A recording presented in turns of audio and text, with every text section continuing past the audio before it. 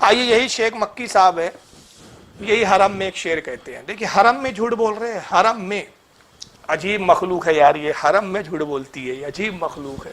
میں بریلوی ہوں، اللہ آپ کو ہدایت دے. کیا امام احمد رضا خان بریلوی غلط ہیں؟ ان کی کتابیں پڑھ لو پتہ لگ جائے گا.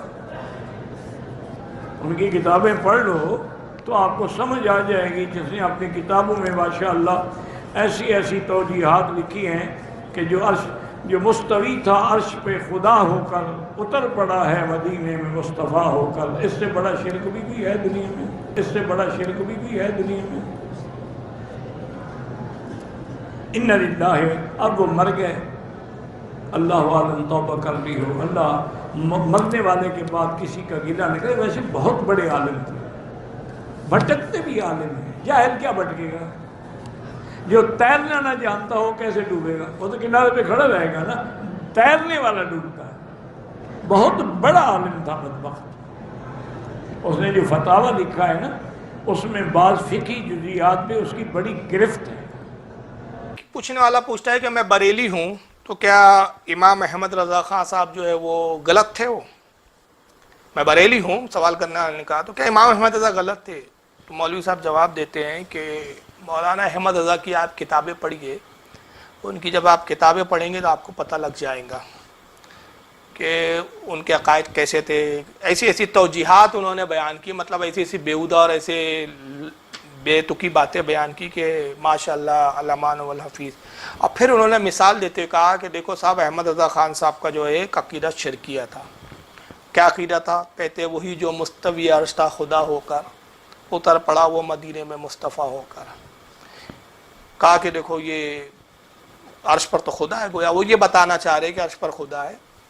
اور انہوں نے احمد رضا خان صاحب نے کیا کہہ دیا؟ عرش پر کون ہے؟ مصطفیٰ صلی اللہ علیہ وسلم ہے. کہتے اس سے بھی بڑا کوئی شرک ہو سکتا ہے؟ کتنا بڑا شرک ہے صاحب. اب تو بیچارے مر گئے تھے، بہت بڑے عالم، لیکن گمراہ ہو گئے. یہ شیخ مکی صاحب کے جملے ہیں.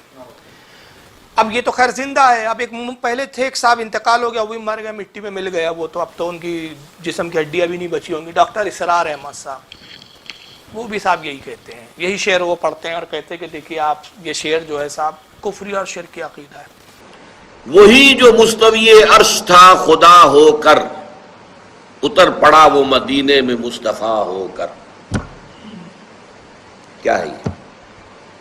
گاڈ انکارنیٹ، اوتار کا عقیدہ. وہ اوتار کا عقیدہ چاہے رام چندر جی کے لیے ہو، کرشن جی کے لیے ہو، یا محمد مصطفیٰ صلی اللہ علیہ وسلم کے لیے ہو، عقیدہ تو ایک ہی رہے گا. اور یہ آپ کے علم میں ہونا چاہیے. شعر کس کا ہے؟ مولانا احمد رضا خان صاحب بریلوی. اور یہ آپ کے علم میں ہونا چاہیے. شعر کس کا ہے؟ مولانا احمد رضا خان صاحب بریلوی. لیکن یہ بھی نوٹ کر لیجیے ساتھی کہ ان کے مسلک کے ایک بہت بڑے عالم جو لاہور میں ہوتے تھے، مولانا محمود احمد رضوی، مرحوم، ان کا انتقال ہو گیا ہے. روزنامہ پاکستان میں ایک دفعہ ایک فورم میں بعض لوگوں نے یہ مسئلہ چھیڑ دیا کہ مولانا احمد رضا خان صاحب بریلوی، انہوں نے تو یہ شعر کہا ہے، وہی جو مستوی عرش تھا خدا ہو کر اتر پڑا وہ مدینے میں مصطفیٰ ہو کر. تو مولانا محمود احمد رضوی صاحب نے فرمایا کہ اس پر ہمارا عقیدہ نہیں ہے، یہ ہمارے عقیدے میں شامل نہیں ہے. انہوں نے اعلان برات کیا. اوتار کا عقیدہ ہے یہ. ہندوؤں کیا ہے نا وہ اوتار کا عقیدہ کہ صاحب جب پاپ بڑھ جاتے ہیں تو وہ ایشور جو ہے نعوذ باللہ من ذالک خدا جو ہے وہ اوتار لیتا ہے. تو کہتے ہیں کہ یہ اوتار کا عقیدہ ہے کہ صاحب عرش پہ بیٹھے ہوئے تھے مصطفیٰ، خدا بن کر زمین پہ اتر پڑے. حالانکہ یہ ایک تشریح کا ایک لمبا ہو جائے گا، انشاءاللہ اس پہ کبھی میں بیان کروں گا، لیکن ایک مختصر سی میں یہ بات کر دوں کہ سب سے پہلی بات، عرش پر بیٹھنا، یہ خدا عرش پر بیٹھا ہے یا خدا عرش پر بیٹھ سکتا ہے، یہ اہل سنت کا عقیدہ ہے ہی نہیں. وجہ یہ ہے کہ اللہ تعالیٰ جسم و جسمانیات سے پاک، بیٹھنے سے پاک، جہت سے پاک، سمتوں سے پاک. جب عرش نہیں تھا تب بھی وہ موجود تھا. تو جیسے پہلے عرش پر بیٹھنے سے پاک تھا، اب بھی عرش پر بیٹھنے سے پاک ہے. اور ہر چیز کو فنا ہے سوائے اللہ کے. تو جب سب فنا فرمائیں گا تو عرش کو بھی فنا کر دیں گا. تو جیسے عرش کے پہلے عرش پر قرار پکڑنے سے بے نیاز تھا، آج بھی بے نیاز ہے. عرش کے فنا کے بعد بھی وہ بے نیاز ہوں گا. اور اگر یہ عقیدہ نہ رکھا جائے تو بہت سارے پھر الزامات آئیں گے، بہت سارے جو ہے غلط اعتقاد آئیں گے کہ اللہ پھر معاذ اللہ کیا تھک گیا اس لیے بیٹھ گیا، یا پھر عرش فنا ہوگا تو پھر عرش سے بیٹھنے سے محروم ہو جائے گا، تو اس وقت اس کی کیفیت کیا ہوں گی؟ تو اس کی ذات میں تغیر پایا جائے گا، اور اللہ کی ذات میں کوئی تغیر نہیں ہے۔ لیکن اب یہاں ڈاکٹر اسرار صاحب بڑے طاؤ میں کہتے ہیں آپ کو معلوم ہونا چاہیے کہ یہ شعر کس کا ہے؟ یہ مولانا احمد رضا خان صاحب بریلوی کا شعر ہے۔ کس کا شعر ہے؟ آپ کے علم میں ہونا چاہیے بات، حالانکہ افسوس کی بات ہے بیچارے اب مر گئے، مٹی میں مل گئے، اور اللہ جانے کس عذاب سے گزر رہے ہوں گے۔ خود ان کے علم میں نہیں تھا کہ یہ شعر اعلی حضرت کا نہیں ہے، یہ لوگوں کو بڑے طاؤ میں کہہ رہے کہ آپ کے علم میں ہونا چاہیے کہ یہ شعر مولانا احمد رضا خان بریلوی کا ہے۔ اور یہ بیچارہ شیخ مکی، یہ تو اندھا معذور آدمی ہے، حرم میں بیٹھ کے ابو جہل والی حرکت ہے، اس بیچارے کو بھی نہیں معلوم کہ یہ شعر اعلی حضرت کا۔ میں نے کہا نا پہلے جھوٹی کتاب گڑو، جھوٹے شعر کسی منسوب کرو ادھر ادھر کے، کئی کی بھی لاؤ، کسی پہ بھی تھوپو اور اس کو مشرک قرار دو، اور اللہ کے رسول فرما رہے جس کو کافر کہا وہ کافر نہیں تو کفر کیا ہوگا؟ خود ہی لوٹ رہا ہے ان پر، ان کی اوقات نہیں ہے کہ اعلیٰ حضرت کو یہ معاذ اللہ کچھ کہے۔ اعلیٰ حضرت کی تو شان وہ ہے کہ تیری دوزخ سے تو کچھ چھینا نہیں، خلد میں پہنچا رضا پھر تجھ کو کیا۔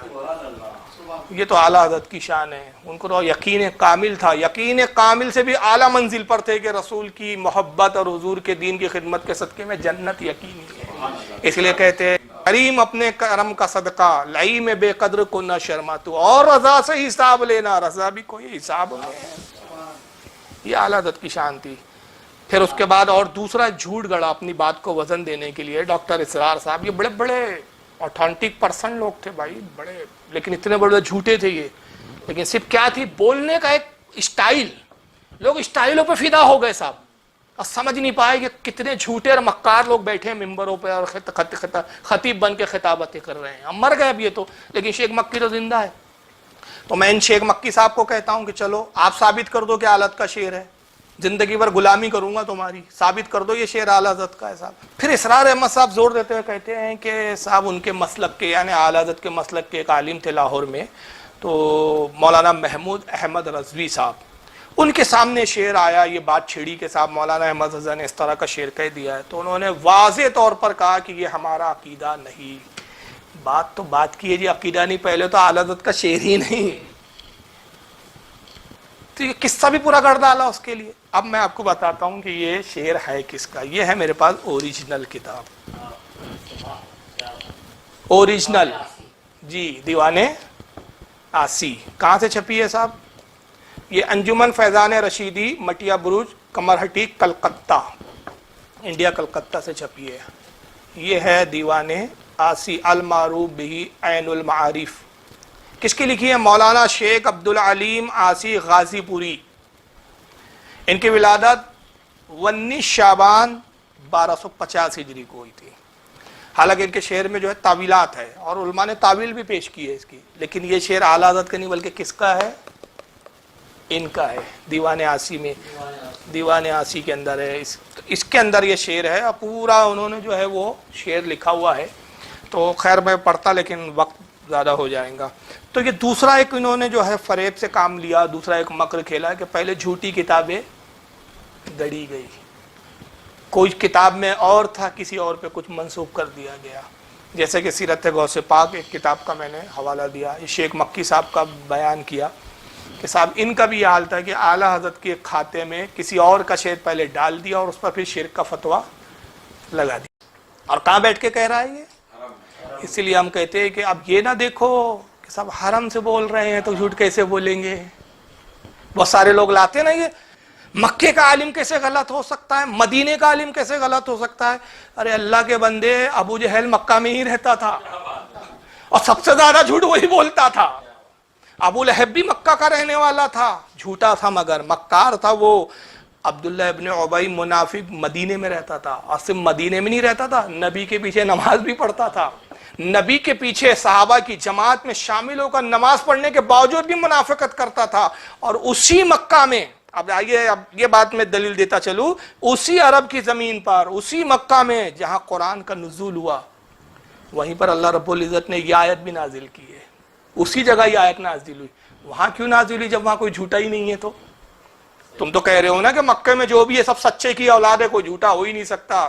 مکہ میں ہے، تو ہم تو کہتے ہیں مکہ میں یہ تھے، چلو تم کہو ابو جہل کافر تھا، یہ تھے وہ تھے، تو اسی مکہ میں، اسی حرم کعبہ میں یہ آیت نازل ہوئی ہے، وہیں قرآن کا نزول ہوا ہے، جس میں رب تبارک و تعالیٰ یہ بھی فرماتا ہے، پارہ نمبر 14 سورہ نحل آیت نمبر 105، اللہ فرماتا ہے انما یفتر الکذب الذین لا یؤمنون بآیات اللہ واولئک هم الکاذبون، بہتان جھوٹ وہی باندھتے ہیں جو اللہ کی آیتوں پر ایمان نہیں رکھتے، اور وہی لوگ جھوٹے ہیں۔